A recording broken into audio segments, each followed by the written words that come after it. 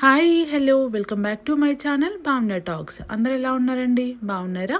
మేము కూడా చాలా చాలా బాగున్నాం. హోప్ మీరు అందరు కూడా బాగున్నారు, సేఫ్గా ఉన్నారని అనుకుంటున్నాను. సో ఈరోజు ఒక మంచి రెసిపీతో మీ ముందుకు వచ్చేసానండి.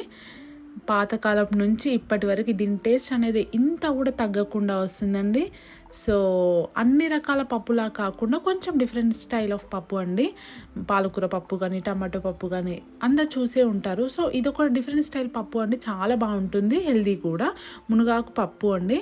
సో దీనికి కావాల్సిన పదార్థాలు, తయారు చేసే విధానం నేను మీకు స్పష్టంగా చెప్పేస్తాను. కావాల్సిన పదార్థాలు వచ్చేసి ఇక్కడ నేను ఫ్రెష్గా మునగాకు అనేది లేతది తీసుకున్నానండి. కొంచెం కట్ చేసి ఫ్రెష్గా కడుక్కొని తీసేసుకున్నాను. సో ఇక్కడ పెసరపప్పు, కందిపప్పు తీసుకున్నాను. అండ్ అలాగే చింతపండు, టమాటోస్, ఆనియన్స్, పసుపు, ఉప్పు, కారం, అల్లం వెల్లుల్లి పేస్ట్, కొత్తిమీర, కరివేపాకు. అండ్ ఇక్కడ నేను తీసుకున్నాను పోపు దినుసులు అండి, తాలింపు పర్పస్కి. సో ఇక్కడ నేను ప్రాసెస్ చూపిస్తున్నానండి. ఒక ప్యాన్లోకి కందిపప్పు, పెసరపప్పు రెండు ఫ్రై చేసుకుంటున్నానండి. సో ఇలా చేసుకోవడం వల్ల దానిలో ఉండే తేమ అనేది పోయి మంచి టేస్ట్ వస్తుందండి పప్పుకి.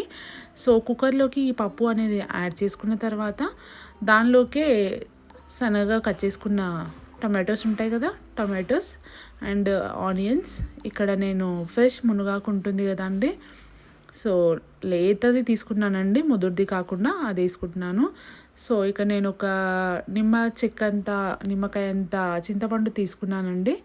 దానిలోకి కొంచెం ఉప్పు యాడ్ చేశాను. ఉప్పు, చిటికెడు పసుపు కూడా. అండ్ మీ స్పైసీకి తగ్గట్టు కారం తీసుకోండి.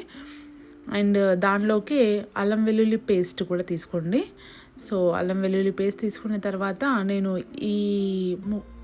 ఇదంతా మునిగే వరకు నేను వాటర్ వేస్తున్నానండి. ఇక్కడ వాటర్ వేసిన తర్వాత ఒక 2 to 3 table spoons of oil వేయండి. ఆయిల్ వేసిన తర్వాత జస్ట్ విజిల్ వేయించామంటే పప్పు ఇలా మంచిగా మెత్తగా ఉడికిపోతుందండి. సో చూస్తున్నారు కదా ఎంత మంచిగా ఉడికిపోతుందో. పప్పు గుత్తితో ఇట్లా ఒకసారి మ్యాష్ చేసుకున్నామంటే సరిపోతుందండి. టమాటోస్ అన్నీ ఉడికిపోతాయి. సో ఇక నేను పోపు పెట్టేసుకుంటున్నాను. జస్ట్ బాణీలో ఆయిల్ వేసుకొని జీలకర్ర, ఆవాలు, ఎండుమిర్చి వేసుకొని జస్ట్ ఒకసారి ఇట్లా ఫ్రై చేసుకొని దానిలోకి కొత్తిమీర, కరివేపాకు, ఈ కొత్తిమీర కరివేపాకు వేసుకున్న తర్వాత నెక్స్ట్ మన పప్పు ఉంటుంది కదా, ఉడకబెట్టుకున్న పప్పు. సో అది దీనిలోకి యాడ్ చేసుకోవడమే అండి. చాలా టేస్టీగా ఉంటుందండి. అమ్మమ్మల నాటి నుంచి వచ్చిన పప్పు అండి. మునగాకు చాలా హెల్దీ అండి.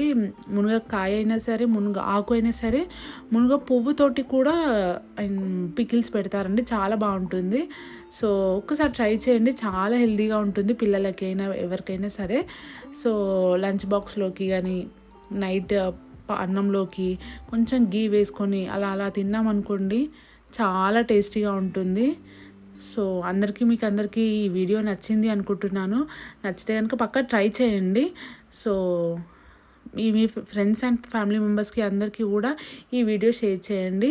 సో ఇది అండి ఇవాల్టి రెసిపీ, మునగాకు పప్పు. మీకు అందరికీ నచ్చింది అనుకుంటున్నాను. నచ్చితే లైక్ చేయండి, షేర్ చేయండి, సబ్స్క్రైబ్ చేయండి. థ్యాంక్ యూ అండి. Thank you.